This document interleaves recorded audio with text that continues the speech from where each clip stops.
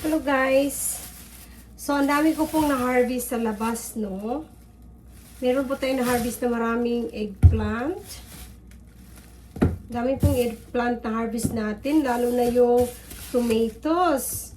So, isusort po natin guys.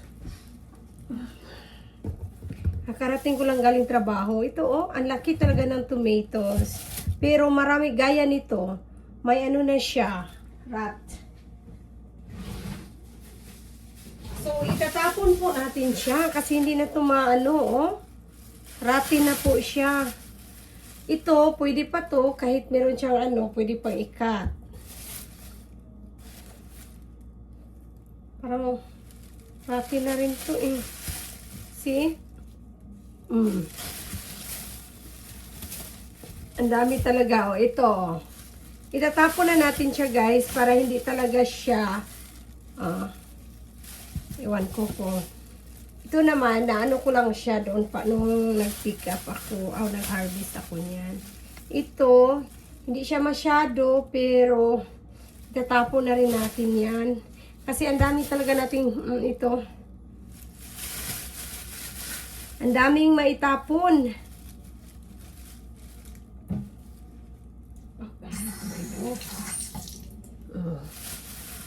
Ito, gagawa tayo ngayon ng, ang gagawin ko po ngayon guys, since marami po tayo ditong eggplant, so magluluto po ako ng pasta na gamit po ang ating tomatoes at eggplant na sauce. So, na pasta sauce. So, tingnan natin guys, mag-i-experiment po ako ngayon. Tingnan natin kung kakayanin ba ng ating power ang pag-iimbento po na ang gagawin ko pong pasta, ang gagawin ko pong spaghetti sauce is ang eggplant at saka yung tomatoes. Ito guys, magbo-boil po tayo ng tubig. Galing pa ako trabaho, so hindi pa ako nakabihis talaga. Ganito talaga ako guys. Okay, magbo-boil po tayo dito ng tubig. At ang gagawin po natin dito is ilalagay, may fruit fly. Ilalagay po natin itong tomato. Siyempre huhugasan muna natin mga ka-friendship kasi para walang ito naman siya, hindi ko alam kung siguro pwede siyang i-cut kasi sobrang niya. Sobrang cut natin, sobra talagang ganda tingnan. Oo, wala talagang ka-ratin-ratin, no? So, ito guys, ilagay natin siya dito sa ating tubig. Pakukuluan po natin to. Ito ang gagawin nating pasta today. Yung fresh. At ilagay na rin natin po ang ating eggplant. Para marami talaga siyang Okay. Kung kaya ng power. Ayan. Kaya yata ng power niya. Tapos itong ibang eggplant, ang gagawin ko po nito guys, gagawa po tayo ng tortang talong para mas masarap talaga ang ating ulam tonight. I-grill natin siya guys kasi para hindi talaga siya masayang, gawa tayo ng paraan paano tulutuin. Pwede natin siyang gawing enchiladang talong or tortang talong. So, first of all guys, i-grill ko muna siya.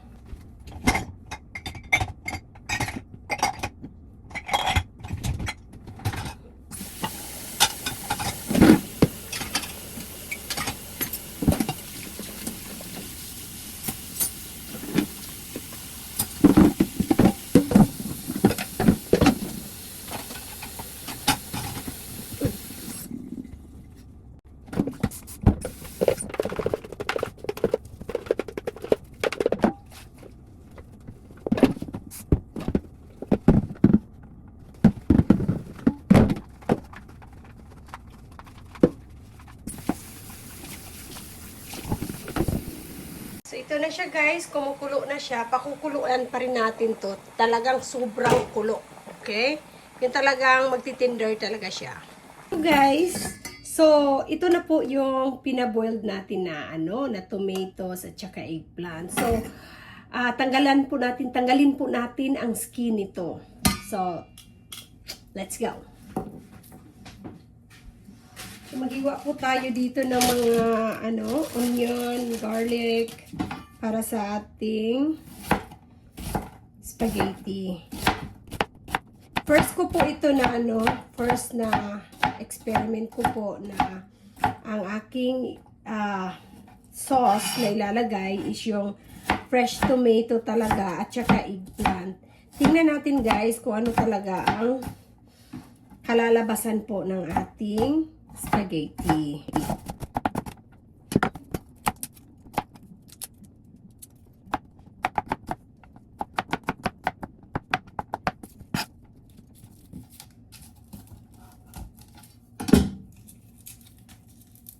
Grabe, sobrang init ngayon.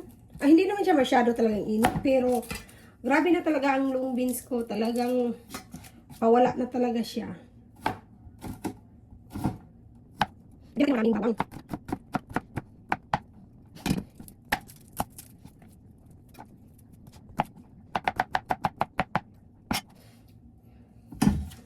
So, ang gagamitin po nating meat dito guys is since wala po akong meat na to, ito hindi din siya to, pero ito po ang gagamitin natin, yung burger steaks. Kasi nga, nakita ko sa Costco.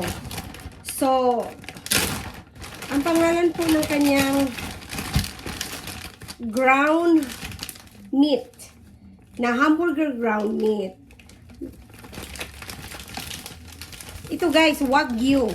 Wagyu ground beef patties. So, Wagyu po siya. Medyo may kamahalan pero masarap talaga ang kanyang lasa. So yes guys, ito po ang Wagyu natin. Wagyu ground beef. Ito po ang ilalagay natin sa ating spaghetti. Tingnan natin guys kung ano ang resulta kasi first time ko po dito nagagawa ng fresh sauce po.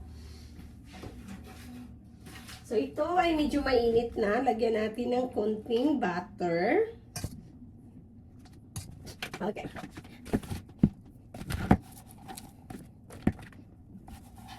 Yung asawa ko, hindi siya, he don't eat like this. He has a certain spaghetti sauce too na he like to eat. So ito na.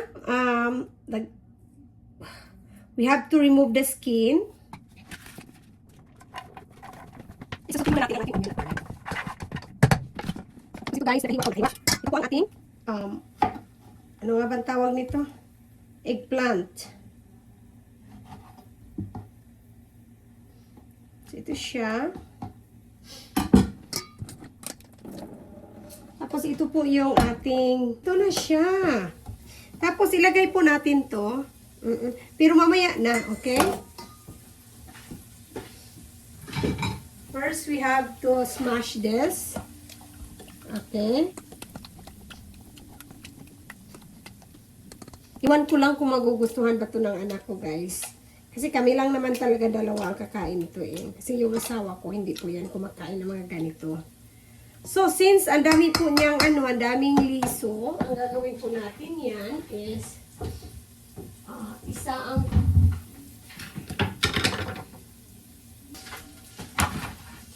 isasaang po natin siya dito para makuha talaga ang kanyang mga liso. Tapos, syempre, babalik natin siya mamaya. Smash the eggplant inside of this. So, tingnan natin ang lasa.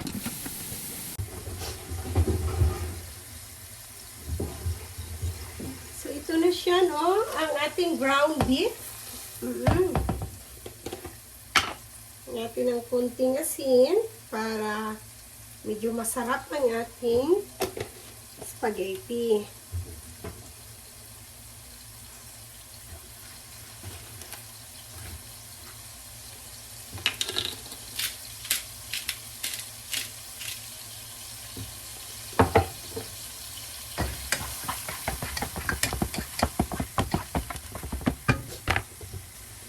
Nagpapakulo na rin ako ng tubig para sa ating pasta.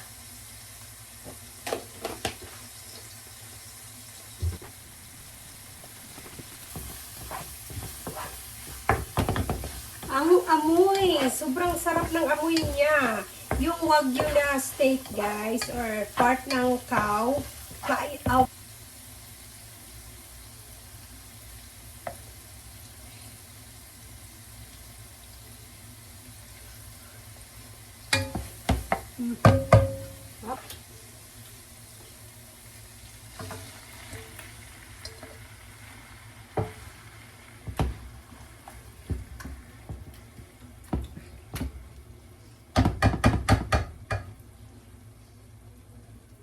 May nakapasok na na langaw sa ating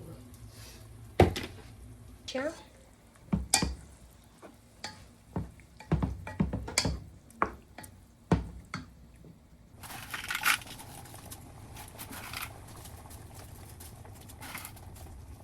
Ganyan ko na paluto kasi pag nagsuwento naman ako, papagalan ko siya sa kanyang school. Kaya ganyan ko na paluto ito. So, let's do our guys, ang ating gawing gagawa tayo ng tortang talong. So, ito.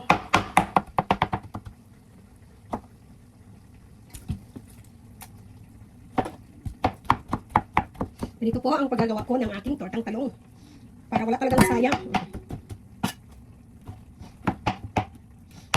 Fresh to from my garden, kaya pwede siyang gawing enchiladang talong, pwede mo rin gawing tortang talong. Pero ang gagawin ko guys, tortang talong na lang kasi mas gusto kasi ng anak ko yung tortang talong kaysa enchiladang talong. Ito na. Balik natin dyan. At tayo ng tomatoes.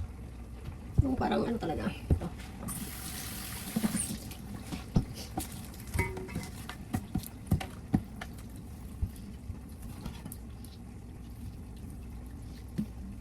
Alam niyo ba, pag fresh ang tomato niyo from the garden, sobrang tamis. Matamis siya. Masarap talaga siya kainin.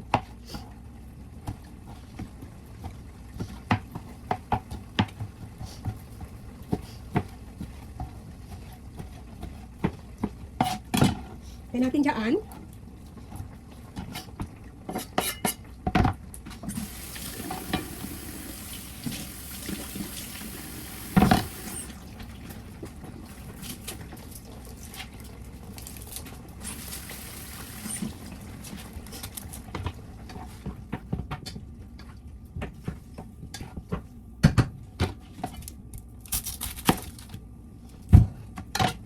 Excited po ako kung ano ang lasa ng ating spaghetti sauce na may talong at saka fresh tomato. Excited po ako mga ka-friendship.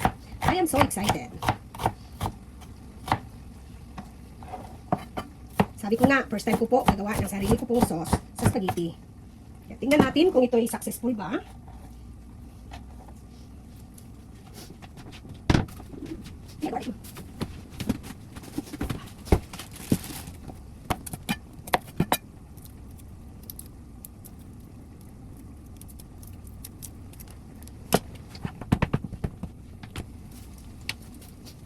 Yun, yung flies nakapasok sa aking bahay.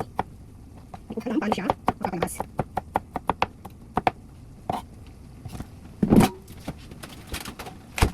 Yung itlog nilalagay dito. Pwede rin patlo kung gusto nyo. Tapos, dalawa lang. Sa akin lang yung konting. Karina. Parang ganda natin. Eggplant. Portang eggplant.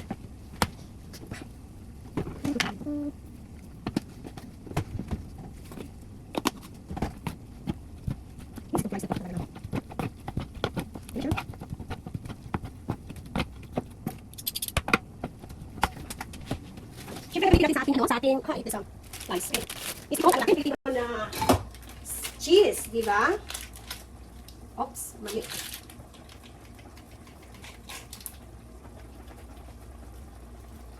Meron po tayong Eden cheese dito. Ito po ang gagamitin ko para lalong sumasarap. Tapos mag-topping po tayo ng Mexican cheese.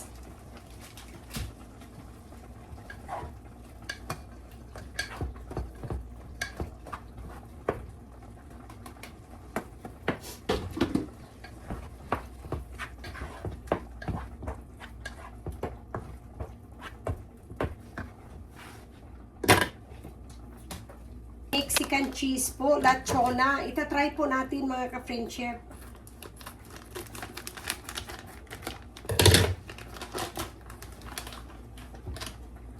Budburan, budburan, budburan. Looks delicious na. Ito po ang ating spaghetti sauce na gawa na sa ating sariling garden.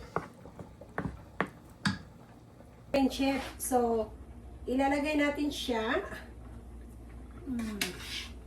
Matigas pa. Pero pwede siyang maluluto dito na.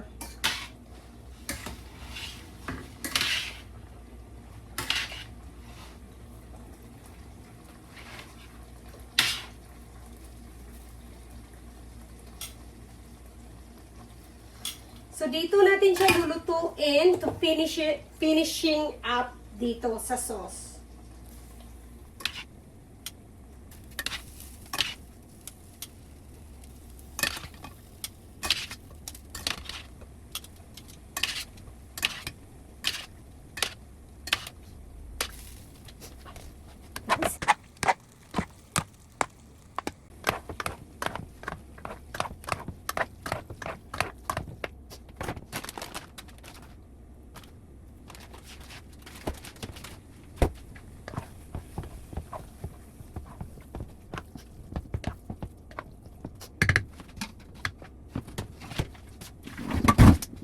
So, here's the thing, mga ka-friend chef. I've changed my mind.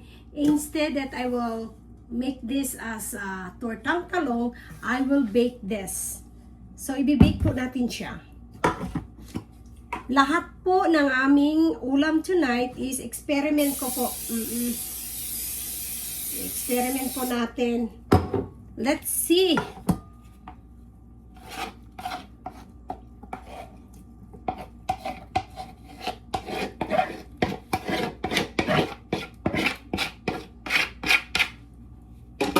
See, I have a lots of fresh. Look at this. Fresh tortang talong na luto ng ating oven.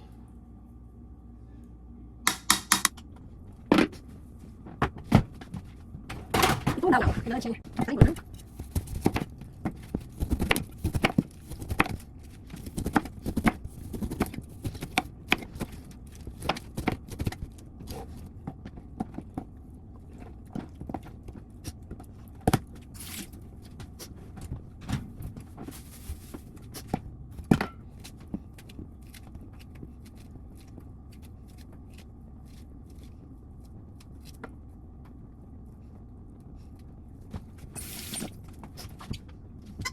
Ito po ang dinner ng aking asawa.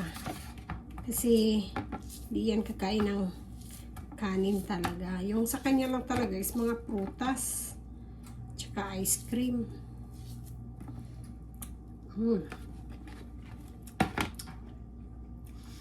Tapos lagyan natin siya ng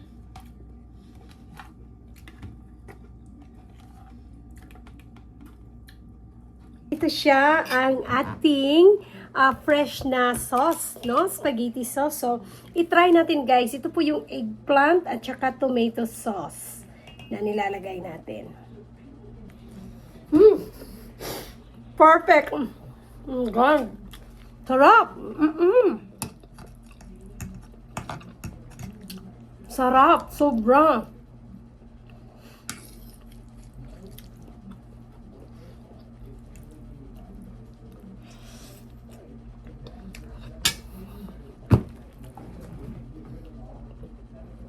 Po natin sa ating anak. Okay, have a seat. Have a seat. You have a pork? Get pork in there. Okay, wait a minute. Wait a minute. And tell me what kind of spaghetti sauce is this. Okay? Sit down. Okay. And you have to do like this. This is Mexican cheese. Okay? Okay. Be careful, it's hot. Okay? Just try it, and if you can taste. Very hot.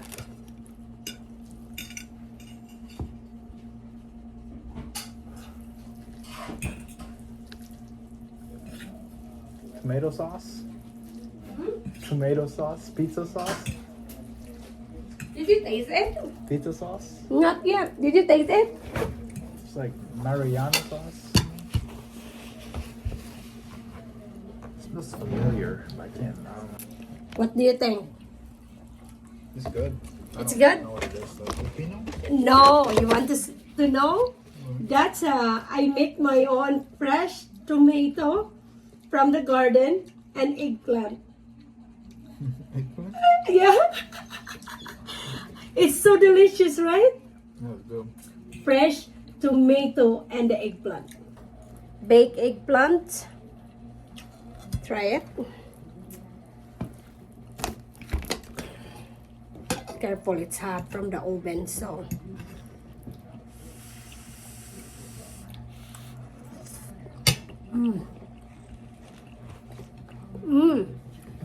Matamis-tamis. Kasi nga, ano siya, fresh na eggplant. So, kailangan siya may sauce. Right?